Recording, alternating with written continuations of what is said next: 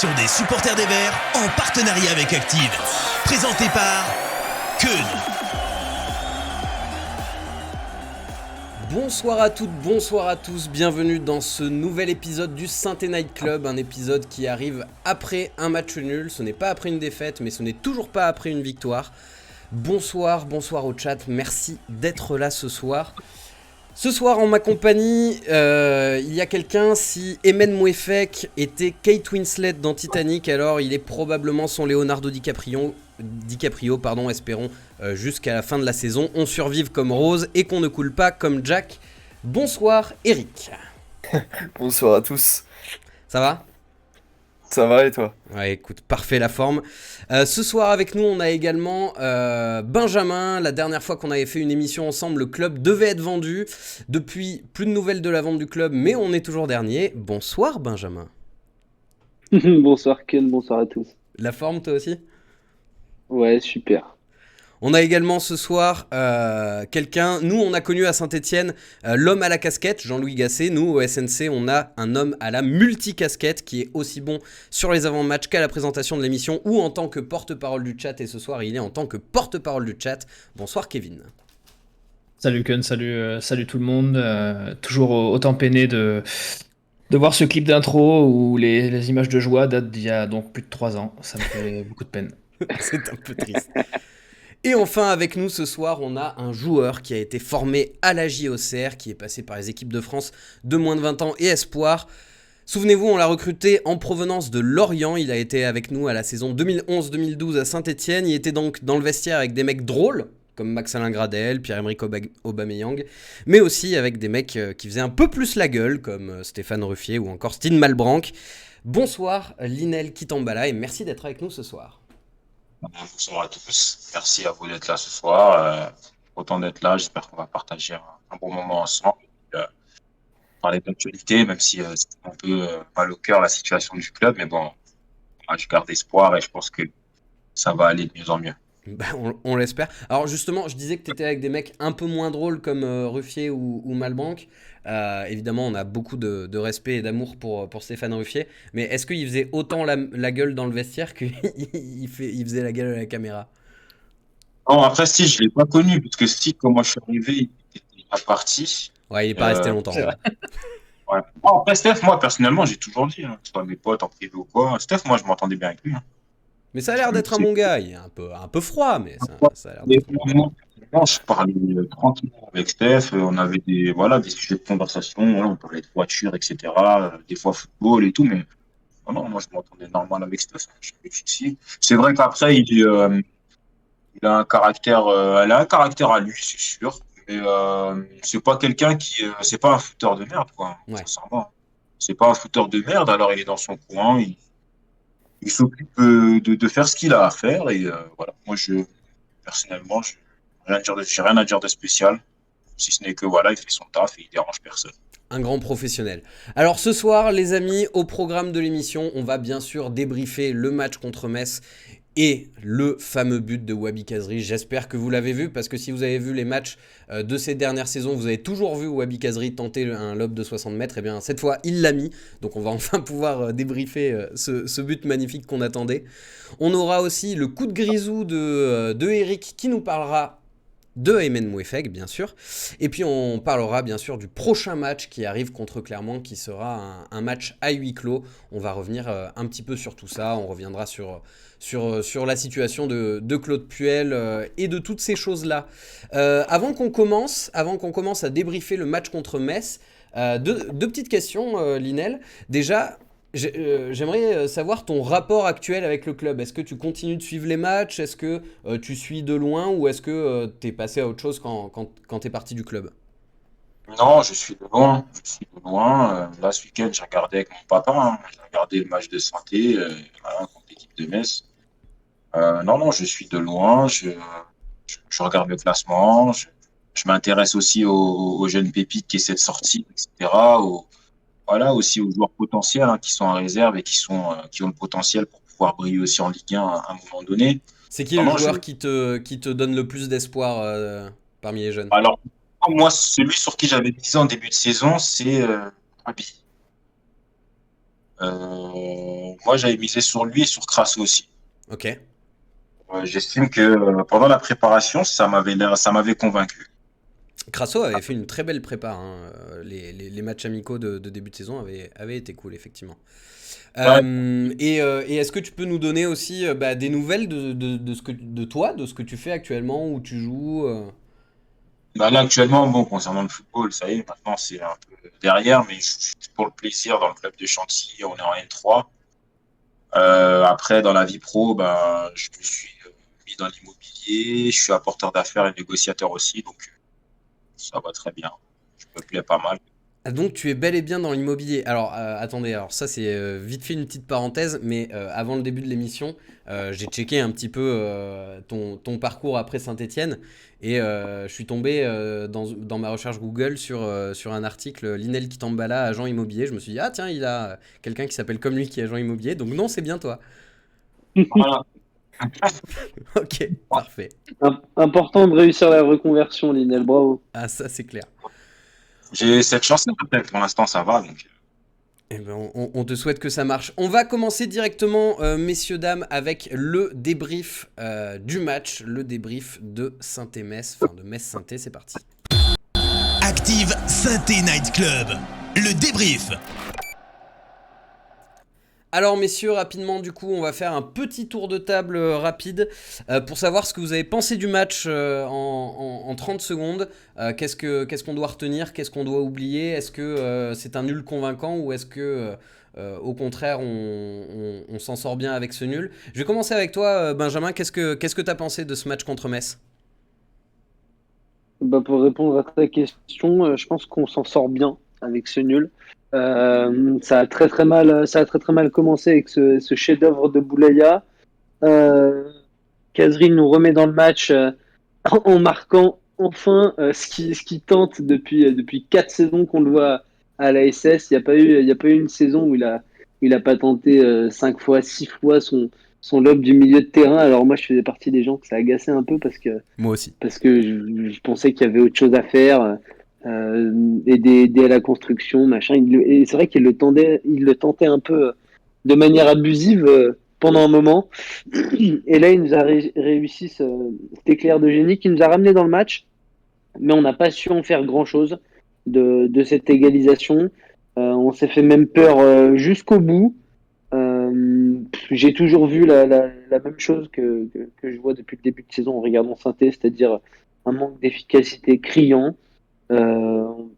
J'ai l'impression qu'on n'a pas un joueur capable de mettre une frappe forte, cadrée, qui peut faire potentiellement but. J'ai l'impression que c'est pas possible. Il n'y a pas deux matchs où je vois le même 11 de. Il n'y a pas deux matchs de suite où je vois le même 11 de départ et je comprends pas le management de Claude Puel. Donc j'en reviens presque à être content qu'on ait pris un point à Metz face au 19e, ce qui est quand même sacrément triste parce qu'on s'est fait peur jusqu'au bout. Je suis bien d'accord que c'est un peu triste de se réjouir d'un point contre Metz, mais on est un peu dans cette situation-là. Eric, toi, de ton côté, qu'est-ce que t'en retiens de ce match? Beaucoup d'inconstance d'une manière générale depuis le début de saison. Voilà, on avait fait un plutôt bon match, enfin on avait fait de plutôt bons matchs ces dernières semaines. Il y a des motifs d'espoir. Là, encore une fois, on a des joueurs qui jouent un match sur deux, qui jouent même pas les 90 minutes de la rencontre, parce qu'à partir de la 60e, on a totalement arrêté de jouer.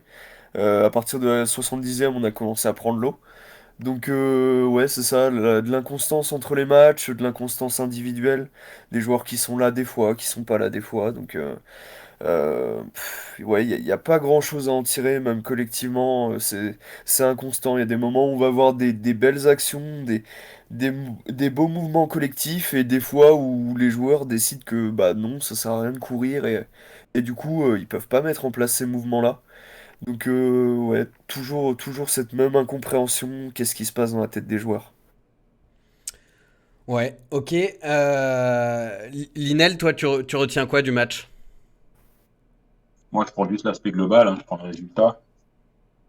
Je pense que tout a été dit dans sa majeure partie. Et je prends juste le résultat pour, voilà, comme je l'ai dit entre nous, ça donne de l'espoir. J'espère que ça va donner un peu ça va réchauffer un petit peu de manière à ce que le prochain match, on puisse du coup enfin mettre la première, quoi, tout simplement.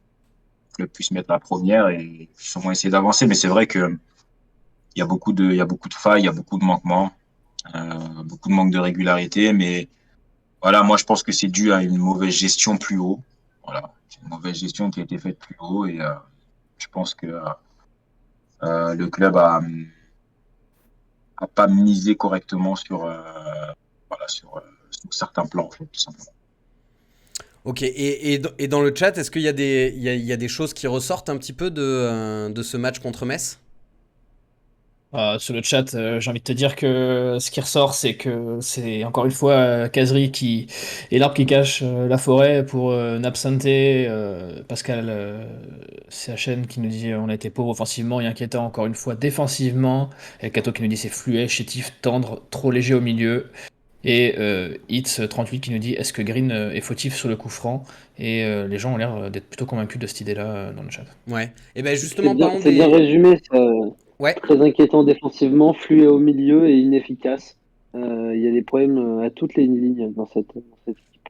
Ah, c'est aussi pour ça que l'on est à cette place-là au classement. Et justement, en parlant des individualités, tu faisais remonter le coup franc de Green. C'est une bonne question dans le chat. Est-ce que vous avez trouvé que Green y était fautif sur le coup franc, ou est-ce que au contraire vous pensez qu'il aurait rien pu faire? T'en penses quoi, toi, Eric? Moi, je suis d'accord sur le fait qu'il est fautif, justement, en réanalysant l'action. On voit que ses premiers pas, déjà, ils sont timides. Il hésite au moment où Boulaya frappe. Donc déjà, il fait pas les bons déplacements sur le côté. En plus de ça, quand il touche la balle, il doit avoir la main ferme, il doit la dégager direct. Il n'y arrive pas. On sent en ce moment que Green, c'est un peu moins bien, à l'image de toute l'équipe. Et puis, encore une fois, il a même pas 20 matchs pro.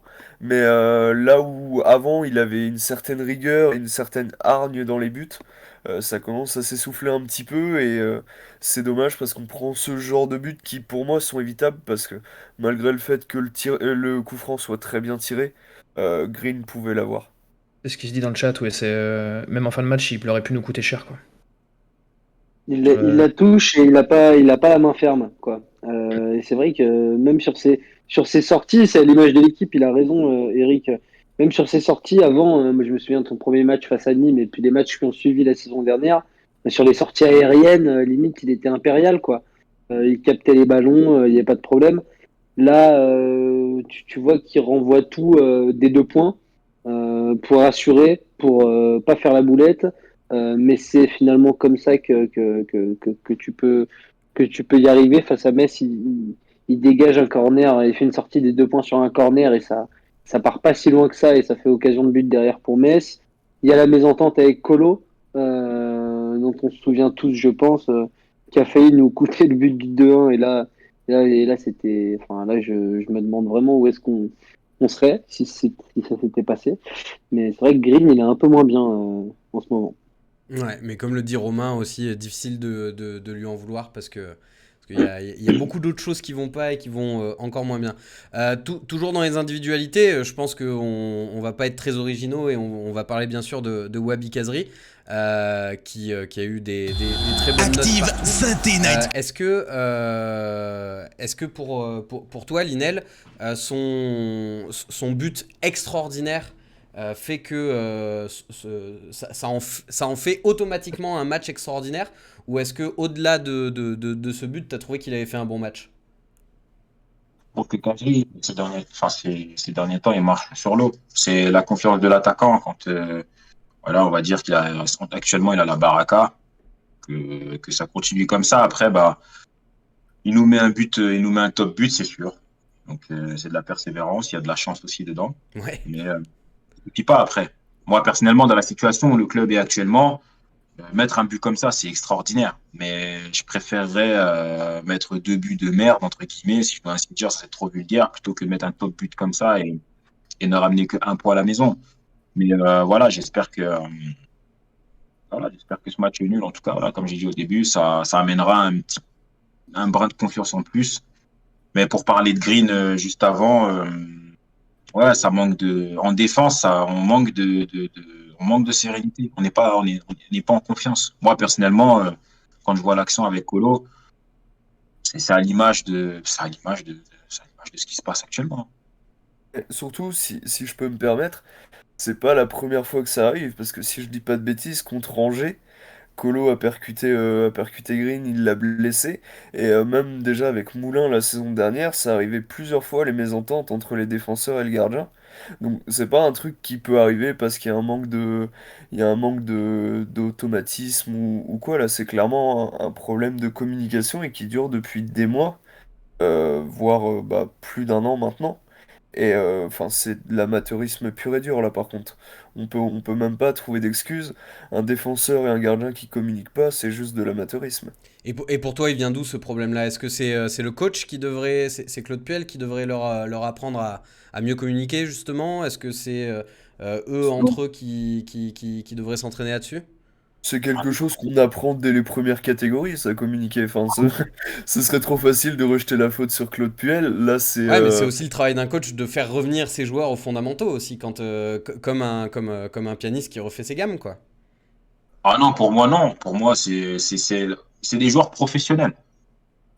Quand on dit professionnel, pour moi, il y a le mot professionnel. Donc, c'est des choses qui sont censées déjà se rendre compte eux-mêmes. Et c'est à eux-mêmes de revenir à la base et aux fondamentaux. C'est pas au coach de leur rappeler. Non, pas ce genre de choses-là. Je reprends le terme de Thierry Henry. Si un joueur professionnel ne sait pas faire un 2 contre 1, voilà, c'est compliqué. La communication, c'est la Ouais. base. je suis Et d'accord avec Lionel, Lionel, surtout. Pardon, vas-y, ouais, vas-y. ouais, mais excuse-moi Eric, j'aimerais juste demander à Lionel si, euh, si le fait que Puel n'aligne pas deux fois la même équipe, que ce soit en attaque, en défense, j'ai l'impression qu'on voit jamais les mêmes joueurs d'un match à l'autre. Est-ce que c'est pas aussi ce qui explique en grande partie pour toi ce manque de communication en défense, ce manque d'automatisme en attaque, ce manque de solidité globale de l'équipe? Ben, c'est clair que ça joue sur la stabilité.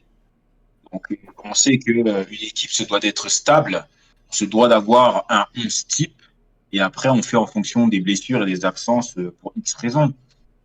Là, si tous les week-ends on change d'équipe, c'est déjà qu'il y a quelque chose qui va pas.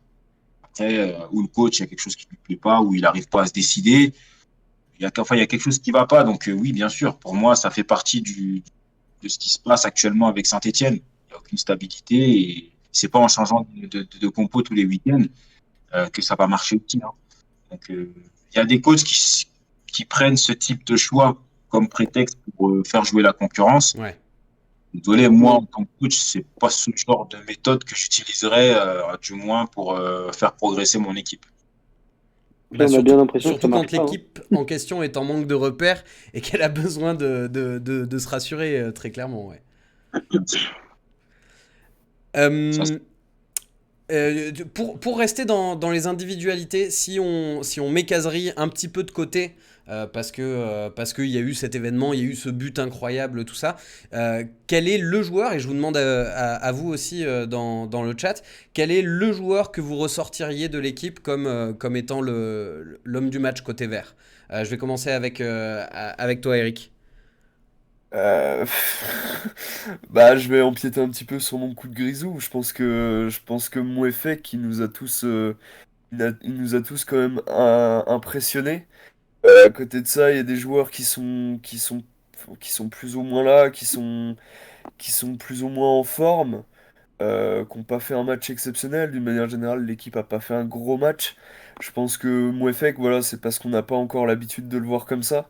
Mais Ok, je ok. pense que Alors, c'est celui qui a... garde des cartouches pour Ouais. Mouefek, parce que il va nous en parler tout à l'heure. Benjamin, toi, tu sortirais qui? Euh, j'ai envie de te dire bout de bouse. Ouais. J'ai envie de te dire bout de bouse. J'aurais envie de sortir personne, je t'avoue. Parce que défensivement, j'ai trouvé tout le monde fébrile. Alors il y en a qui jouent, qui reviennent d'une période d'absence comme Masson, Camara qui est pas à son poste, So, Kolo Djedjak, un coup ils jouent ensemble, un coup ils jouent avec Nadé, un coup ils jouent pas. Enfin voilà. Au milieu de terrain, j'ai pas trouvé grand-chose. Nordin à côté de Kazri, j'ai pas aimé. Et Boudbouz, c'est peut-être le seul joueur avec Kazri. Kazri est capable de mettre des buts, Boudbouz est capable de lui mettre des bons ballons, quoi. Ouais. Capable de faire des bonnes passes, il est capable de créer quelques décalages, de conserver la balle quand on est un peu en difficulté parce qu'il a la qualité technique. Mais voilà, peut pas faire bien plus que ça. Et voilà, mais bon, c'est peut-être l'autre bon joueur de notre équipe sur ce match. Je précise pour le chat que j'avais dit hors caserie, parce que évidemment, je pense que on va être Ouais. 99,9% à citer caserie, sauf les amoureux transis, bien sûr, du buffle du centre de formation. Et toi, Linel, tu sortirais qui comme homme du match, excepté caserie? Celui que j'ai vu sortir du lot, pour moi, c'est Riyad Bouz. Riyad C'est Boudbouz aussi, ouais. c'est Ah, d'avoir décidément, Lionel.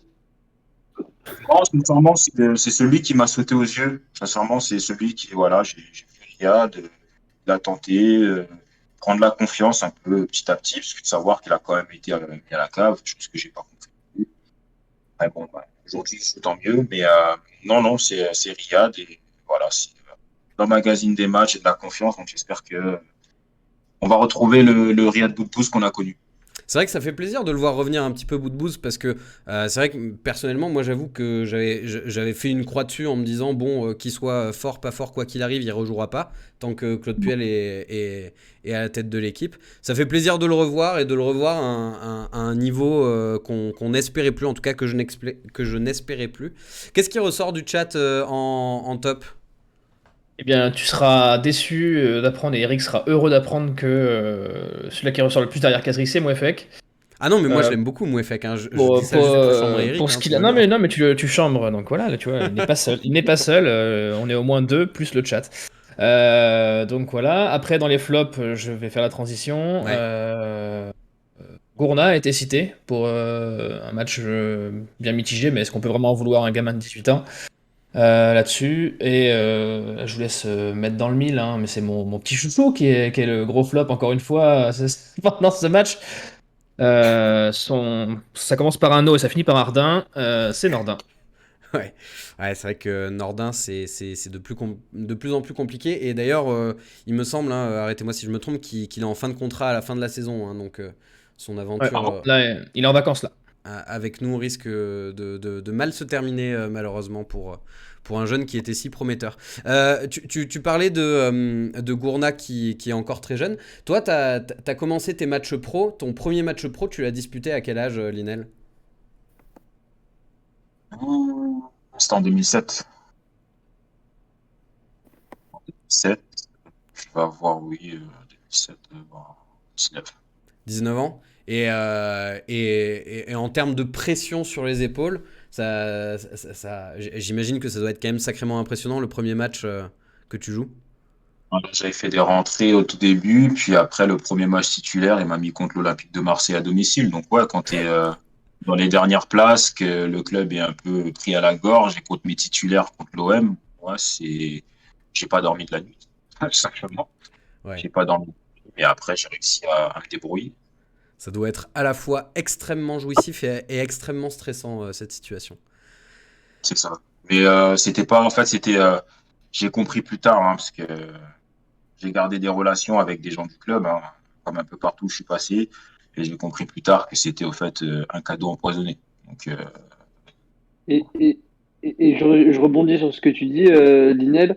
Est-ce que je fais le rapport avec Saint-Etienne et l'effectif hyper jeune qu'on a? On voit toutes les lignes, soit des joueurs inexpérimentés, soit des jeunes joueurs de 18-19 ans.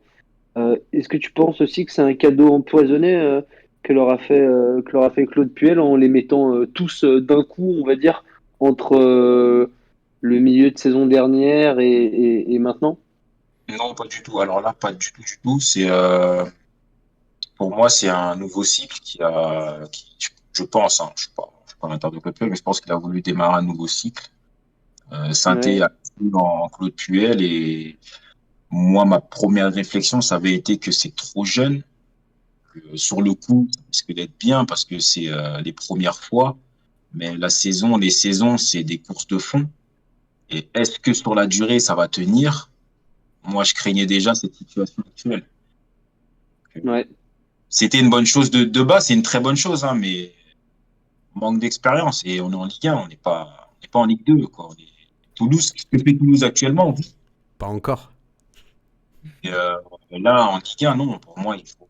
Alors, à la rigueur, si tu veux des jeunes comme ça, il faut que ce soit de phénomènes, de sacrés phénomènes. Hein. Ouais. Ah oui. Bon, Et puis on qu'il soit entend bien ça. encadré. T'as dit quoi, C'est pardon, ça. Marge? Et puis qu'il soit bien encadré surtout. Ouais. Parce que c'est limite ce qu'il y a de plus important pour faire éclore des jeunes. Il faut les séparer à l'insouciance. Et pour qu'il y ait de l'insouciance, eh ben, il faut qu'il y ait des mecs qui tiennent les rênes autour, quoi. Et que ces mecs-là puissent se sentir libres sur le terrain. Bah, il Tiens, faut un noyau dur. Il faut une colonne vertébrale et après, bah, au-dessus de la colonne vertébrale, on met un peu de jeunesse, un peu de fou. Ce qui fait que bah, s'il y a un bon mix, ben, ça explose et tout est bon. alors, je fais une mini parenthèse pour vous dire quand même, petit exclu que vous apprenez ce soir dans le Synthé Night Club. À partir de demain, Peuple Vert et Synthé Inside en collaboration vont commencer à sortir et à diffuser de manière assez régulière un interview. Vous parliez de cadre d'un ancien joueur de l'AS Saint-Etienne. Je vous dis pas qui c'est, vous le verrez à partir de demain sur Peuple Vert avec Synthé Inside. Et clairement, ça peut être ça va être un interview très très très très très intéressant. Donc voilà, je vous tease ça, vous l'avez appris ce soir. Et à partir de demain, rendez-vous sur Peuple Vert et avec Synthé Inside pour découvrir Une interview écrite ou vidéo? écrite. Non. Ok, on va voir ça alors. Voilà. Et j'ai juste vu un message dans le chat qui disait c'est quand qu'on critique les deux présidents. On le fait assez régulièrement.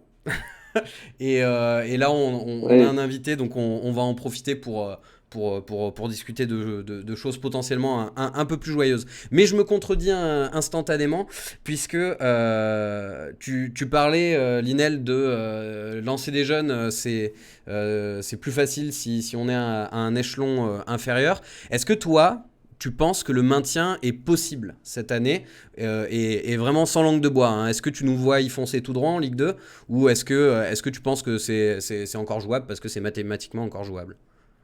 Non, c'est différent de Dijon, je les voyais en Ligue 2, ouais. Mais Saint-Étienne, non. C'est pas parce que je suis passé par Saint-Étienne, non, pas du tout. C'est que je pense qu'il y a juste un petit truc à régler et dès que ça va être fait, ça va partir. C'est pour ça que je dis à chaque fois que je garde espoir.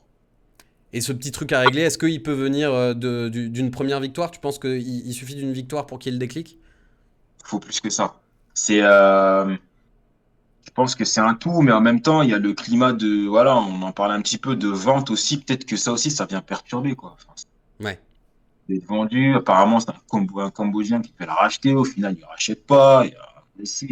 Ça peut peut-être ça peut peut-être aussi déranger pas mal indirectement hein, aussi. Hein. Ouais. Quand t'es joueur, t'es forcément au courant, bien sûr, mais ça impacte vraiment, consciemment ou inconsciemment, le niveau de l'équipe pour toi? Tu sais, tu peux être amené à te poser des questions, à savoir est-ce que tu vas devenir demain, dans le sens où qui va reprendre le club, si le club il est pas repris, comment ça va se passer, bah, ça, c'est plein de questions que tu peux te poser. Après, est-ce que certains, ça puisse les perturber au quotidien, ça, je sais pas. Mais directement, pour moi, c'est un tout, c'est des mauvaises ondes. Ça fait partie des mauvaises ondes et ça répercute sur le groupe, sur l'effectif pro, et Ouais, ça peut-être fait même. partie de l'ambiance générale, quoi. C'est ça. Donc voilà, c'est comme le PSG. Hein. Le PSG aujourd'hui, on doit avoir les meilleurs joueurs du monde, ça va pas. Mm. Donc, il y a un truc, voilà, il y a un truc qui fait que ça va pas. C'est plus haut pour moi. Mais là, c'est pareil, c'est plus haut. Euh, et les autres, vous en pensez quoi? Est-ce que vous y croyez encore au maintien? Et d'ailleurs, le chat aussi, dites-moi, hein, vous y croyez encore au maintien? Parce que on s'est posé plusieurs fois la question sur ce début de saison. Mais là, ça commence. La saison avance petit à petit, hein, on est déjà à la 12e journée. Bah, Est-ce que vous y croyez encore bah, au maintien ou plus tout? Toi, Eric, t'en penses quoi? Oui, mais bien sûr, enfin, mathématiquement, c'est encore possible. je sais que il y a 4 ans, en 2017, on était aussi dans une situation très, très compliquée. On a réussi à s'en sortir. Mais encore une fois, comme en 2017 et comme la saison dernière, si on veut réussir à prendre des points et à relever la tête, va falloir faire un mercato à un moment parce que Ouais.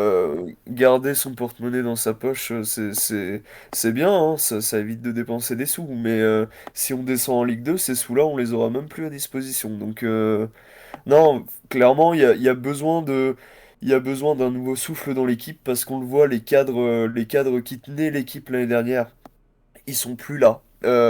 Camara, Neyou, Moukoudi, ils sont, ils sont en dedans totalement Bah, à depuis leur le niveau début de de l'an la passé, en saison. tout cas, ouais. Et non, il faut un nouveau souffle, il faut quelque chose de nouveau en attaque aussi, parce que Kazri, il va pas tenir tout seul toute la saison. Amouma, c'est pareil, il est plus là. Donc, non, non, je pense qu'à un moment, il va falloir ramener des joueurs, de vrais bons joueurs, avec une Comme certaine Ramirez, tu veux technique, dire? avec... Comment? Des bons joueurs comme Ramirez? Des- Alors, non, justement, j'allais parler de joueurs plus expérimentés, des vrais leaders de vestiaire qui vont être capables de remettre la tête à l'endroit à tous les joueurs pour leur faire comprendre que bah, il y a un maintien à aller chercher. Et toi, Binge, t'y crois au maintien ou pas? Et ben moi, je t'avoue que j'avais envie d'y croire. Bon, ce match face à Metz, je me disais, voilà, c'est le moment. S'il faut gagner, c'est maintenant. Et je vous avoue que j'y crois de moins en moins. J'y crois presque plus, ou en tout cas, avec cette équipe-là, je n'y crois pas.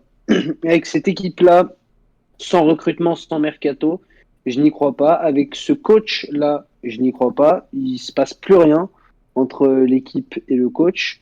Donc dans ces conditions, je vois pas comment est-ce qu'on peut se maintenir. Parce que pour se maintenir, ça voudrait dire battre des équipes à un moment donné. C'est pas compliqué. Mais qui est en dessous de nous dans ce championnat? Quelle Ouais. équipe on peut regarder franchement dans les yeux et se dire on va la battre? Aujourd'hui, j'en vois presque, j'en vois pas. On n'a pas été capable de battre Angers à domicile, on n'a pas battu Metz qui est 19e de Ligue 1. Je veux dire, Brest a battu Monaco ce week-end. Non, moi j'ai beaucoup de mal à y croire dans ces conditions. Ouais. Le seul motif d'espoir, ce serait un recrutement, un nouvel entraîneur. Et puis il y a cette problématique de la CAN aussi. Tu parlais de Casery, il pourra pas faire toute la saison Hmm. et il y a une partie de la saison qui fera pas à cause de la CAN. Comme beaucoup de joueurs stéphanois, Bouanga, So, je crois qu'il y a Moukoudi aussi. Enfin, il y a vraiment pas mal de joueurs qui sont censés Et, partir faire la CAN. Je crois qu'il y a Neyou aussi. et Benjamin, tu Enfin parlais de bref, changement de ça va être coach très compliqué. potentiel aussi. Toi, Linel, en tant qu'ancien joueur, c'est Joss Randall qui demande ça dans le chat. Est-ce que tu penses qu'un changement de coach, ça amènerait une réaction des joueurs? Euh, euh, Est-ce que ce fameux électrochoc dont on parle souvent dans le milieu du football, est-ce que toi tu l'as déjà vécu? Est-ce qu'on a vraiment une émulsion collective quand il y a un changement de coach? Bon, on l'a vu dans pas mal de situations similaires, hein. Le changement de coach, oui, peut amener ce truc qui fait que bah, ça repart de l'avant, dans le sens où les cartes sont redistribuées. Donc, il va falloir reprouver, entre guillemets, pour avoir sa place. Donc, non, non, c'est une chose qui peut être bénéfique pour le club. Ça crée une émulsion. C'est ça. Ouais. Moi, je suis convaincu, oui, je suis convaincu qu'un changement de coach peut sauver le club. Et toi, tu serais plutôt pour Claude Puel, t'avais l'air de pas comprendre tous ses choix, donc... Enfin, Le Puel, comprendre, c'est si, mais être d'accord, c'est autre chose. je l'ai pas eu comme coach, donc je peux pas trop Ouais. m'exprimer là. Je peux faire qu'en fonction de ce que j'ai vu ou entendu. C'est un coach de caractère. Donc j'ai beaucoup de respect pour cet entraîneur par rapport à ce qu'il a fait déjà, notamment ce qu'il a fait par exemple pour Atem Ben Arfa à Nice. J'ai beaucoup de respect. Après, je pense qu'il voilà, c'est comme à Leicester City, il a tenté un truc, ben ça n'a pas marché. Et là, je pense qu'il a voulu mettre sa patte à Saint-Étienne et je pense que ouais, ça s'est cramé, hein. Ouais. Honnêtement, ça s'est Et Peut-être là, ben, peut-être il y que a des sa patte est un petit peu périmée. Peut-être qu'il a plus les bonnes méthodes pour 2021. ouais, Après, on, mais bon, après, il y a des choix qui ont été faits, qui ont des conséquences assez lourdes dans le projet. Eric, ouais? on- on m'enlèvera pas de l'idée que même pas 1 million dépensé en joueurs en l'espace de 2 ans, c'est un peu faible pour aider un entraîneur à mettre en place ce qu'il veut. C'est sûr. Alors, le chat, qu'est-ce qu'ils en pensent de l'opération maintien? Est-ce qu'on a un chat qui reste optimiste ou pas trop? Non, pas vraiment. Pour 22% des gens pensent qu'on va le faire. 28% pensent que ça peut le faire, mais sous certaines conditions, hein, rachat, recrutement, coach, etc. Et 50% quand même des votants nous disent que c'est mort. Et je reprendrai aussi ce qu'a dit Rezor dans le chat, qui nous dit que Kazri capitaine, puisque Camara ne semble pas capable de tirer le groupe vers le haut de son jeune âge. Ouais. Ouais, moi j'entends ça, mais enfin c'est pas en donnant le brassard à l'un ou à l'autre que ça va révolutionner Je pense que ça pas va qu'un gars de révolutionner métier l'équipe. qui est capitaine de sa sélection peut Ah si tirer tout si ça. non mais bien sûr que Kaziri mérite le capitanat, mais c'est pas le fait de lui donner le capitanat qui va changer le visage de l'équipe. C'est ça que je veux dire. Ah bah, ça va Euh, pas régler tous les problèmes, oui, ça c'est sûr. S'il est seul à aboyer sur le terrain comme il le fait, bah, il n'y arrivera pas en fait. S'il est tout seul à se battre contre 10 mecs autour qui n'ont pas plus envie que ça de courir, ça va être compliqué. Ouais. Bah écoute Eric, ouais. je vais te laisser la parole. On va passer au coup de grisou les amis. Je pense on a dit ce qu'on avait à dire du match contre Metz. On va passer au coup de grisou de Eric qui voulait nous parler du match de Emen Mouefek et de Emen Mouefek plus généralement. Jingle et c'est à toi. Active Synthé Night Club. Le coup de grisou. Nous t'écoutons mon cher, tu as la parole. Alors, mon coup de grisou, je l'ai intitulé MNMO Effect, tous les voyants sont au vert. J'avais envie de parler de lui parce qu'il nous a montré sur les 2 derniers matchs qu'il était percutant, qu'il était rafraîchissant, qu'il avait un profil qu'on n'avait pas au club et qu'on n'a pas eu depuis très longtemps. J'ai aussi une petite pensée à Sylvain en parlant parce que je me souviens d'une discussion qu'on avait eue en mars ou avril de la Sylvain de saison Green dernière où il me Prospect dit... aussi. De quoi? Sylvain de Green Prospect aussi, je précise Oui, pour oui, les gens. Sylvain de Green Prospect qui m'a dit que bah, justement la saison 2021-2022 elle serait pour Emmanuel Mouefek et, et même quand il s'était blessé durant l'été il continuait de le penser et je suis assez d'accord avec lui parce que de ce qu'on voit il a un profil de percussion, il a des grosses qualités techniques et physiques. Voilà, il a un beau pied droit, il a des capacités de percussion qu'on voit très peu au club, qu'on voit très peu parce que des joueurs qui osent porter la balle comme ça, qui osent avancer, on en a peu et on en a besoin surtout. Mais ouais, c'est un joueur qui a été toujours en avance sur les catégories de jeunes, il a toujours été surclassé, il a toujours eu des facilités. Aujourd'hui, on le voit, il a eu quasiment aucune titularisation la saison dernière, et enfin, il a déjà des grosses facilités au milieu de tout le monde. Il a gommé quelques défauts qu'il avait la saison dernière, notamment ses défauts tactiques. Qu'on voyait très souvent, il avait tendance à énormément dézonner et à déséquilibrer le bloc. Ça mettait souvent l'équipe en danger. Là, dans un milieu à 3 en plus, avec en temps normal Neyu et Camara à côté de lui, il peut se permettre voilà, d'être libre, d'avancer, de percuter comme il sait le faire. Et, et euh, malgré tout, je vais retrouver le fil. Non, ce que je voulais dire, c'est que, oui, malgré les blessures qu'il a pu avoir quand il était plus jeune, il a eu un retard énorme parce qu'il faut savoir qu'entre ses 17 et ses 19 ans, il a quasiment pas joué en réserve parce qu'il était tout le temps blessé. Donc il a pris un retard, que ce soit tactique, physique, technique, et malgré tout, il est capable de montrer encore plus de qualité que des joueurs qui sont pros depuis des années. Et, et il est capable de renverser ses adversaires et je pense qu'il est capable aussi de renverser ses coéquipiers parce que avoir un joueur courir comme ça sur le terrain, donner tout, parce que franchement quand il a joué contre Angers la semaine dernière, il a tout donné pendant 60 minutes, vraiment. Il a couru plus que tout le monde alors qu'il revenait de 2 3 mois de blessure. Euh, Franchement, euh, moi j'ai envie de le mettre titulaire, j'ai envie de le voir plus, j'ai envie de le voir justement motiver ses coéquipiers, de les voir tous partir vers l'avant en même temps que lui. Euh, voilà, le voir créer un engouement. Euh, c'est c'est- c'est- c'est un joueur, euh, bah, vous me direz après ce que vous en pensez, mais c'est un joueur que j'ai l'impression de ne pas avoir vu dans l'équipe depuis des années. Ce profil-là, euh, ouais, ça fait peut-être allez, 10 ans qu'on n'a pas vu ça, peut-être depuis Matuidi. C'est vraiment un joueur dont on sent qu'il respire le football, dont on sent qu'il peut faire respirer le football aux autres. Et à chaque fois qu'il touche la balle, c'est un plaisir.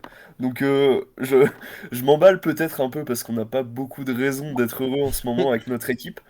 Mais en tout cas, quand je vois ce qu'il est déjà capable de faire maintenant, je me dis qu'il a un potentiel immense, que ce soit individuellement ou pour le collectif. Donc ouais, j'ai clairement envie de le revoir plus. Et du coup, si toi tu veux le revoir, tu le vois en tant que milieu relayeur, là où il a été formé, plutôt. Ouais, c'est ça. Bah en fait, on l'a vu quelques fois la saison dernière, dans un milieu à deux, c'est pas possible. Parce que clairement, il monte trop, il dézone, il court partout. Il mettrait en danger la défense, il mettrait en danger l'équilibre. Pour moi, il doit jouer dans un milieu à trois, comme Youssouf d'ailleurs Ok. quand il joue. Et il doit avoir deux autres milieux à côté de lui.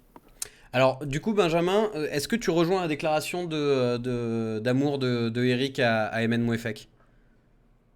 Ouais, moi je vais pas faire très long. Je me souviens de son premier match quand il avait débuté, il me semble, arrière droit. Eric va me dire si j'ai faux, mais il me semble qu'il démarre arrière droit, Mouefek, Contre avec les Verts. Marseille, ouais. Il avait fait un match de fou contre Marseille. Enfin, et sur son couloir, il avalait l'espace autant offensivement que défensivement.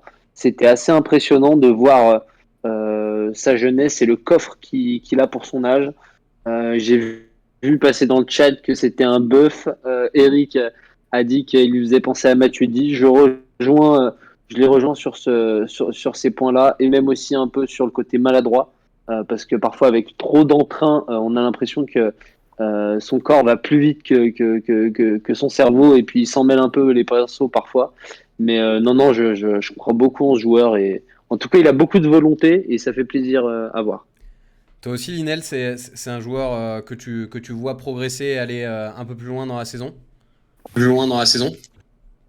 Ouais, c'est un jeune joueur avec beaucoup, enfin, un énorme potentiel. Après, c'est un joueur qui joue avec sincérité dans le sens où il triche pas. Il triche pas, il donne ce qu'il a donné au maximum et voilà. C'est qui Ouais, le... la première fois qu'il a joué m'a impressionné. Hein, donc, mais tu dis c'est qui? Non, non, j'allais dire, c'est qui le joueur un peu de ce profil-là, pas avare d'effort, tout ça, le plus impressionnant avec qui t'es joué pendant ta carrière?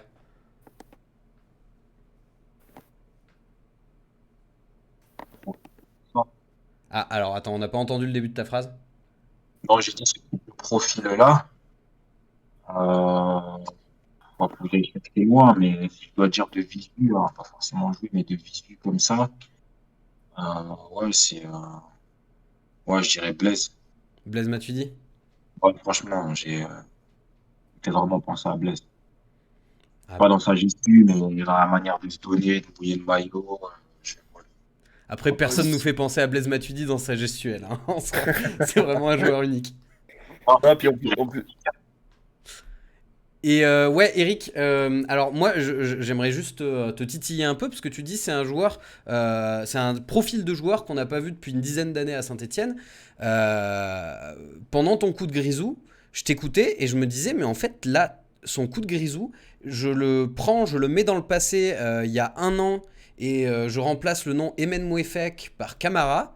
J'ai l'impression que tu aurais pu dire exactement la même chose. Au contraire, moi j'ai l'impression que c'est un profil qu'on a déjà avec Camara, sauf que Camara, bah, il était bon l'an passé, il l'est moins cette année, et pourtant il a pas perdu son envie d'effort, tout ça. Donc est-ce que tu penses que ça va vraiment suffire? non, alors moi je les vois pas dans le même profil dans le Alors sens c'est où quoi la différence? Mouefek est quand même vachement plus technique, euh, beaucoup plus dans la percussion, là où Camara est beaucoup plus polyvalent. Après, dans le sens box-to-box, je te rejoins aussi, Camara est capable de porter la balle, mais vraiment, la différence, c'est que Camara, quand il porte la balle, il essaye d'avancer au maximum, alors que Mouefek transperce vraiment, et c'est là où il se rend unique. C'est que il y a beau avoir 4 mecs dans 2 mètres carrés, et bah il va passer les 4 mecs parce qu'il a ce coffre physique et cette capacité technique. Euh, je pense que Camara, Neyu et Mouefek dans un milieu à 3 Se complète très se bien. complètent très bien parce que Mouefek vraiment bah il est beaucoup plus offensif et ouais Ouais. je sens que t'aimerais le décrire comme un milieu travailleur, un milieu plus physique que technique, mais non, faut vraiment voir, enfin après c'est aussi parce que je l'ai vu jouer en jeune, mais il faut voir l'étendue de sa palette, l'étendue de ses capacités, et surtout il faut voir son potentiel. Je fais ça aussi pour titiller et pour chercher le vrai du faux dans ce que tu dis. Ne t'inquiète pas, c'est un joueur que j'aime beaucoup aussi et que Tu j'aimerais penses que voir je plus te mens? souvent. Est-ce que le chat, ils sont convaincus aussi par Mouefek? Est-ce qu'ils aimeraient le voir plus ou est-ce qu'au contraire, ça doit rester un joueur de rotation? J'ai vu ton petit sondage passer. Eh bien, écoute, à 89%, les gens veulent le voir sur le terrain dans le 11. C'est un plébiscite. Et oui, hein, on est supporter de Saint-Étienne, donc je vais pas vous surprendre quand je vais vous dire que les valeurs qui reviennent le plus dans le chat, que ce soit pour Golorix, pour Nico Saint-Paul, pour Piazza Breton, c'est un battant et nous on aime ça. Razor qui nous dit aussi, déjà quand tu vois que le Napoli le voulait déjà l'an dernier, ce ne sont pas des aveugles. Et ITSS qui nous dit aussi que lui aussi il lui fait beaucoup penser à Matuidi dans la percussion. Très bien. En plus, le Napoli avec Saint-Étienne, ils ont bon goût, hein. C'est vrai qu'ils nous avaient Ouais. pris Fawzi Goulam il y a quelques Ils années ont qui pris était Fawzi, ouais. C'était une référence Et pendant mal cuit. longtemps. Et mal cuit. Ouais. Et Kevin Malcuit, effectivement. Pour qui ça s'est moins bien que passé que pour Goulam d'ailleurs, quand même, son aventure napolitaine. Ouais, un peu moins bien. Messieurs, je vous propose qu'on passe à l'avant-dernière partie de cette émission. On va passer au prochain rendez-vous. On va parler du match contre Clermont. C'est parti, jingle. Active Saint-Étienne Night Club. Le prochain match. Alors messieurs, on va parler du prochain match, mais avant de parler du terrain, j'aimerais juste rappeler vite fait le contexte au niveau des supporters. Donc vous le savez, j'imagine que vous avez suivi les décisions de la commission de discipline. Le match sera à huis clos. Et il y a eu dans la journée d'ailleurs, je le rajoute au programme, un appel de tous les groupes de supporters. Je crois que c'était USS qui avait lancé l'appel et derrière ça a été rejoint par les Magic Fans, par les Green Angels, tout ça, pour se rejoindre hors du stade bien sûr et manifester leur mécontentement. Est-ce que toi en tant que joueur, Linel, tu penses que un huis clos comme ça dans cette situation, ça va être plutôt positif pour les joueurs parce qu'ils auront moins la pression qui peut être perçue comme négative avec ce qui s'est passé contre Angers par exemple, les jets de fumigène, tout ça, ou est-ce que au contraire tu penses que les joueurs ont besoin de cette pression là et que ça va être plutôt négatif? Pour toi ça va être positif ou négatif le fait que ce match se joue à huis clos? Surtout un club comme Saint-Étienne, les supporters comme Saint-Étienne, tu vois, dans un stade sans supporters, mais tu vois pas l'intérêt, au fait. Les supporters, les supporters, on le sait très bien, c'est le 12e homme. Quand ça va pas, quand ça va bien, donc non. Pour moi, en tant que joueur, tu as besoin de tes supporters. Même dans une période comme ça où ils sont un peu en rogne? Oui, après, c'est normal qu'ils soient en rogne, mais il suffit de marquer un but et tout de suite, c'est pas oublié, mais voilà, ça ravive un peu la flamme, ce qui peut donner de la force derrière aussi pour aller chercher encore plus loin que ce qu'on peut donner. Donc non, moi ça. Bon, après, c'est les supporters aussi qui le cherchent, hein, mais non, un match sans supporters, c'est chiant. T'as joué à huis clos du coup aussi ces derniers temps avec le Covid, tout ça? Non, même pas, moi, c'est différent, mais par contre, à l'époque où j'étais à Saint-Étienne, quand je venais d'arriver, il y avait une tribune qui était en travaux. Ah oui, Ouais, c'est vrai, c'était quand il y avait les rénovations pour celle des le Green championnat Angels. d'Europe. C'est ça, donc déjà, c'était chiant à l'époque. bon, non, peu importe, hein, Saint-Étienne ou un autre club, sans supporters, c'est clair que c'est ennuyeux, hein, c'est Ouais. horrible. Donc ça risque. Ouais. Je posais la question, mais je me doutais de ta réponse, hein, bien sûr que avoir les supporters derrière soi, c'est forcément mieux quand même. Et juste niveau sportif, du coup, tu l'anticipes comment ce match contre Clermont? C'est vrai qu'en début de saison, on pourrait se dire, bon, Clermont, normalement c'est 3 points, mais là, avec la tournure que prend la saison, est-ce que tu nous vois quand même faire un résultat à domicile ou ça va être chaud? Alors, vu qu'il n'y a pas de supporters, ça complique un peu la chose. Mais non, clairement, je trouve que c'est la bonne équipe, c'est l'équipe qu'il faut affronter. Parce que ça peut nous permettre d'engranger de la confiance. Que non, c'est l'équipe qui tombe à pic pour moi. J'ai beaucoup de respect pour ce club, attention, hein, mais c'est Ouais, ouais. l'équipe qui tombe. C'est l'équipe qu'il faut, voilà, enfin, si j'étais dans l'effectif, je me dirais, voilà, c'est ce match-là, il faut tout donner pour lancer la machine. Benjamin, toi, l'appel des supporters, j'imagine que tu l'as vu aussi. Tu trouves que c'est une bonne initiative ou que ça risque d'être plus source d'ennui qu'autre chose? Quand tu parles de l'appel des supporters, tu parles de la banderole Non, il y a au eu il y a centre eu un Berermin? communiqué dans l'après-midi. Alors, je vous avoue que j'ai vu ça juste avant de lancer l'émission, donc il faudrait que je le retrouve. Mais j'ai vu qu'il y avait plusieurs groupes de supporters qui avaient fait un appel pour se rejoindre le jour du match et pour se D'accord. retrouver et manifester. Un rassemblement devant le stade. Ouais. Alors, dites-moi si je D'accord. me trompe, hein, Bah, dans le chat, c'est une information que j'ai juste vu passer, je ne l'ai pas précisément en tête, mais... dans le cas où ce sera un rassemblement devant le stade pour manifester leur colère, écoute, les tribunes sont fermées, ils seront devant le stade. On sait à quoi ça va ressembler. J'espère que ça restera le plus calme possible. Voilà, des chants de mécontentement et tout ce qui peut s'en suivre, mais que ça aille pas plus loin. L'absence des supporters pour un match comme ça et dans la situation dans laquelle on est, je suis d'accord avec Linel, c'est dramatique.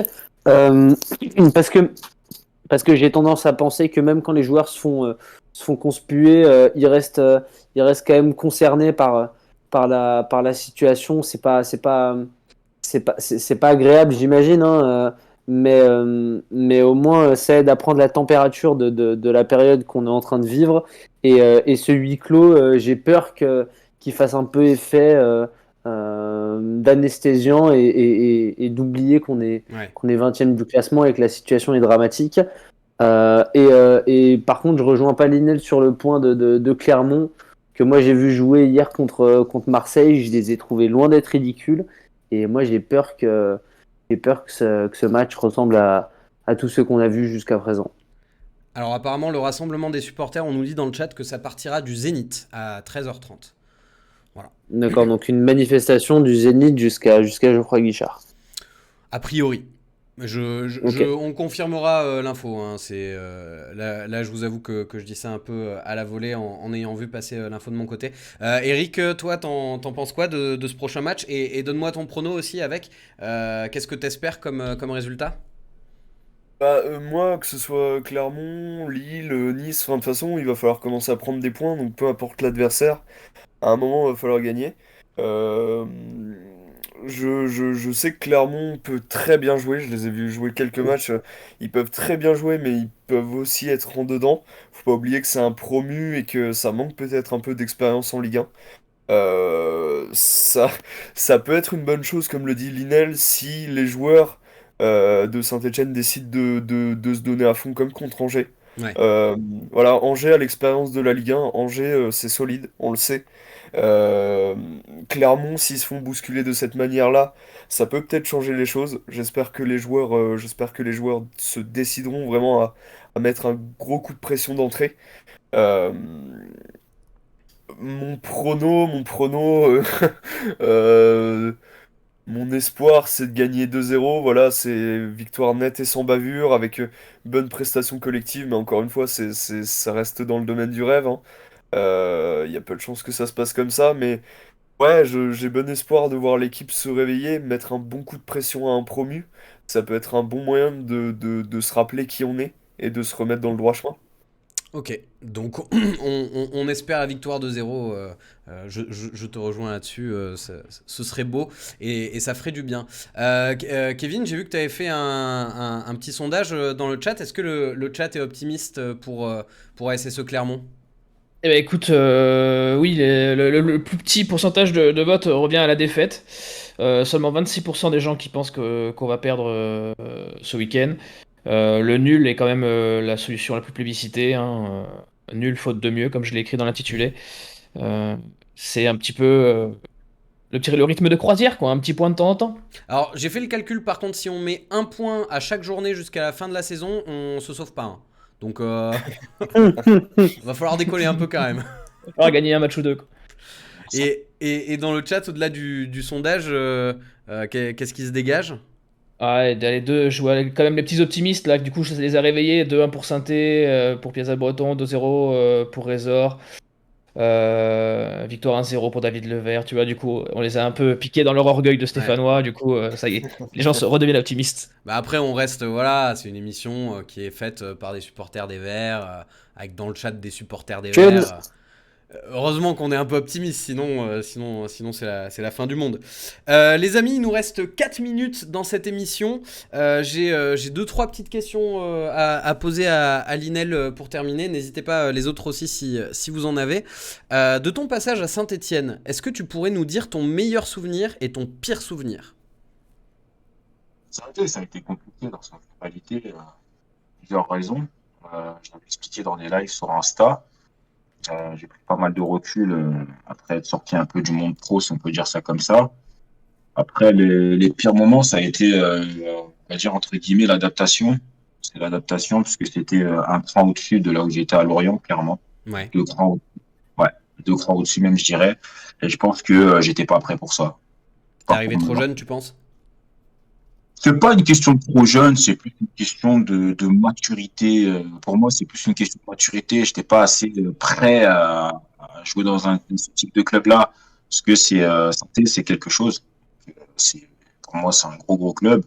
Et pour moi, si tu es capable de jouer dans un club comme Sainté, tu es capable d'aller à l'OM, tu es capable d'aller voilà, dans des Ouais. grosses équipes. Et moi, j'étais pas prêt à ça. Faut savoir le reconnaître dans la vie. Ouais. Moi-même, j'étais pas prêt à ça. Après, meilleur moment, oui, on a des moments, ça dépend quel moment, hein.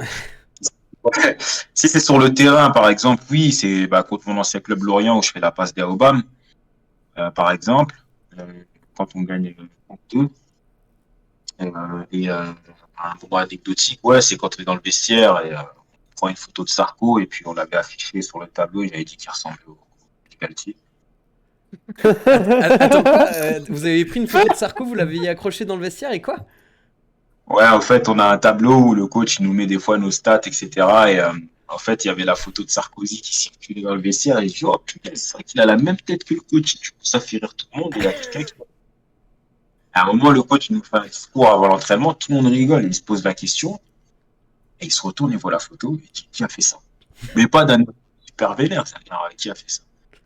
Ouais, plus On d'un va... air, oh putain, vous êtes cons les mecs, quoi. Elle est exceptionnelle cette anecdote. Elle est très bien cette anecdote.